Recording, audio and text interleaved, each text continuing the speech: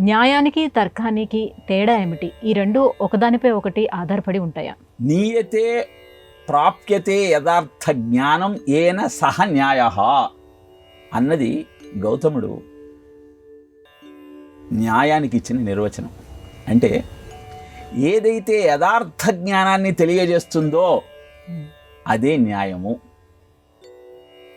పదార్థ ప్రమాణై అంటే అనేకమైన ప్రమాణాలతో సత్యాన్ని నిరూపించగలిగితే అది కూడా న్యాయము.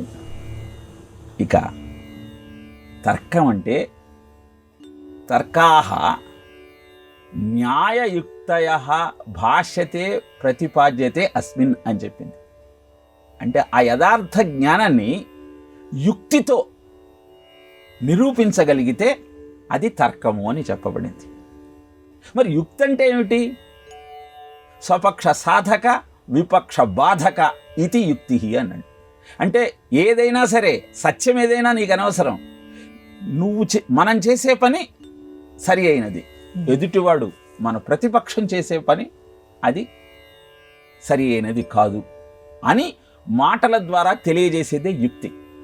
ఇప్పుడు న్యాయం అంటే వస్తువును ఆధారంగా చేసుకొని వాస్తవాన్ని తెలుసుకునే ప్రయత్నం, కారణాలను యోచించి జరిగినదేమిటో గుర్తించే తత్వం. కనుక న్యాయానికి తర్కం ఉపయోగపడుతుంది. న్యాయంలో తర్కం ఒక భాగం.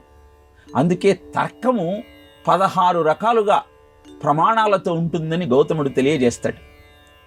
అది ఆ ప్రమాణాల ద్వారా, ఆ కారణాల ద్వారా వాస్తవాన్ని గుర్తించి న్యాయాన్ని తెలుసుకునే పద్ధతే న్యాయశాస్త్రంలో చెప్పబడింది.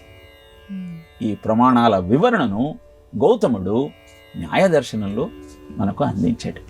ఇలా మహాపురుషులు, మహామునులు జీవనాన్ని సక్రమమైన మార్గంలో గడపటానికి అనుసరించాల్సిన మార్గాలను అద్భుతంగా మనకు వివరించారు. వాటినన్నింటినీ తెలుసుకుందాం, ఆచరిద్దాం, ఆనందంగా ఉండే ప్రయత్నం చేద్దాం.